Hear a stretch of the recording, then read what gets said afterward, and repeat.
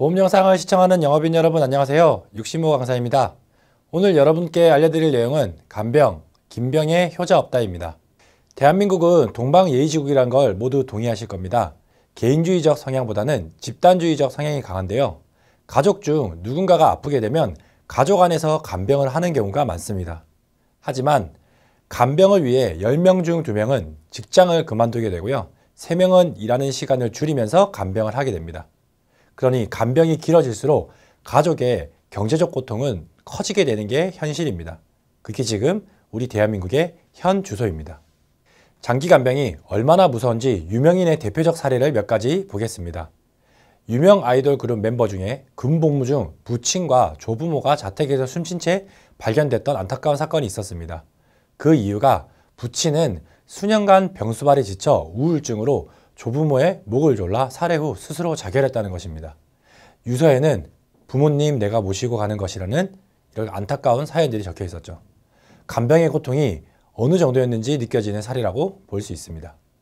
또 다른 사례를 한번 보겠습니다. 유명 배우 어머님이 갑자기 뇌출혈로 쓰러졌습니다. 다행히 건강은 회복되었지만 치매에 걸리면서 정신 연령이 5세 수준으로 변해버렸습니다. 유명 배우의 아들로서 거의 알아보지 못했는데요. 그 모습을 돌아가시기 전까지 평생 봐야 하는 가족의 고통, 그리고 일상생활을 혼자 할 수 없기에 늘 누군가가 붙어 있어야 되는 상황, 그런 자유적인 제한이 있을 수밖에 없죠. 그러다 앞선 사례처럼 보시다시피 우울증이라도 오게 되면 최악의 상황을 맞이할 수 있는 위험한 일이 생기는 것 같습니다. 간병을 하는 것이 있어서 가장 큰 고통은 바로 경제적 고통이라고 합니다. 방송인 L님은 어머님이 치매 걸린 경험담을 들려줬는데요. 그때 했던 말이 난 연예인이기에 가능했다. 만약 연예인이 아니었다면 경제적, 신체적으로 너무 힘들었을 거다. 고백을 하게 되었고요. 간병은 최소 아들 하나, 딸 둘은 있어야 케어가 가능할 것 같다고 말씀했습니다. 여러분, 요즘 자녀 3명을 나의 간병을 위해 출산할 수 있는 부모가 과연 몇 명이나 될까요? 한 명도 낳기 힘들어하는 세상인데 3명이나 가능할까요? 그래서 우리는 간병인 보험을 준비해 둬야 하는 것입니다. 나를 위해, 더 나아가 세상에서 가장 소중한 우리 가족이 경제적 고통과 신체적 고통을 겪지 않기 위해서라도요.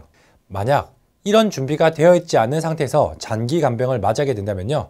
가족이 가해자이자 피해자가 되는 간병 살인이 많이 발생된다고 합니다. 서울신문 범행동기 조사에 따르면 40%는 순간적인 분노, 38%는 장기 간병의 스트레스, 32%는 난폭한 치매 증상, 20%는 동반 자살 시도, 12%는 가정 불화, 이렇게 조사가 되었는데요. 저는 이것을 보면서 느꼈던 것은 범행 동기는 우울증, 스트레스, 경제적 고통이 모두 연관되어 있다는 생각을 하게 되었습니다. 여러분 가족 중 이런 사고가 발생한다는 것 상상하기도 싫지 않으세요? 그러니 간병인 보험은 고령화 시대에 맞이하고 있는 우리 대한민국은 이제 필수가 되어야 합니다. 가족이 가해자이자 피해자가 되는 가족 간병의 한계에 대한 인터뷰를 한 통계를 보게 되면요. 무엇이 간병을 하면서 당신을 힘들게 하고 고통스럽게 합니까? 라는 질문에 간병을 하는 가족들은 대표적인 6가지를 말했다고 합니다. 바로 수면 부족으로 인한 피로 누적과 체력적 한계, 경제적 어려움, 환자 상태가 악화되는 것에 대한 스트레스, 환자가 화를 내거나 자신의 수고로움을 몰라줄 때, 오랜 간병으로 인한 사회적 고립감, 본인 사망 시 환자가 혼자 남겨질 것을 두려워하는 것이라고 하는데요. 어떠신가요? 이 6가지 대답 듣기만 해도 심적으로 힘들지 않으신가요? 간병이 필요한 사항은 가족이 아픈데 간병해 줄 사람이 없는 경우, 직장 때문에 간병이 어려운 상황일 때, 장기간 간병이 필요한 경우가 있겠죠.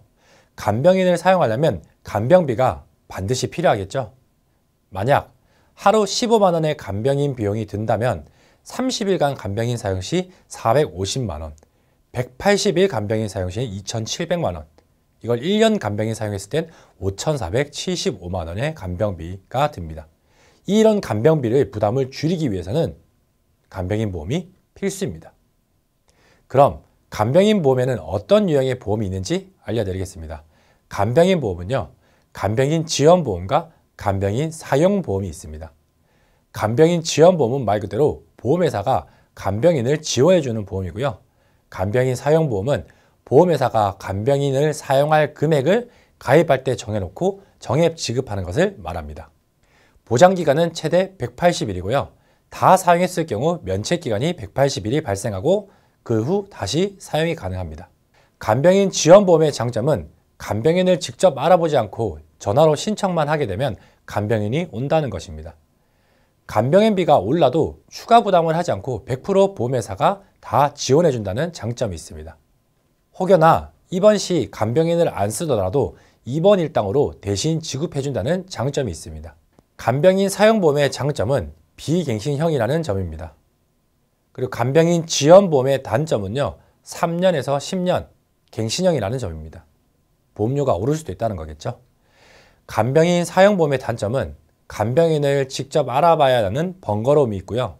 물가 상승률에 따라 간병인 인건비가 올라도 가입 당시의 간병인 사용 비용을 정해놨으면 그 비용은 그대로만 지원을 받는다는 것입니다. 물론 간병인 사용 비용 채진형을 사용보험에 쓰다 보면은 그런 것들을 어느 정도 상쇄할 수 있는 방법도 있긴 합니다. 마지막으로 간병인 미사용 시에는 보장이 불가하다는 점입니다. 어떠세요? 한 장으로 간병인 지원과 간병인 사용보험에 대해서 정리가 되셨나요? 여러분의 고객의 상황에 맞게 따른 적절한 간병인 보험 컨설팅을 해주시길 바랍니다. 오늘 교육의 핵심 포인트를 정리해드리며 이 시간을 마무리하겠습니다. 간병, 긴병에 정말 효자 없습니다. 장기 간병을 하게 되면 직장을 잃을 위험이 큽니다. 장기 간병을 하게 되면 경제적인 고통도 큽니다. 장기 간병을 하게 되면 모든 가족이 우울해지게 됩니다. 장기 간병을 하다 보면 간병살인이라는 비극이 내가 될 수 있습니다. 고령화 시대 간병인 보험은 필요가 아니라 이젠 필수입니다. 이상 강의 마치겠습니다.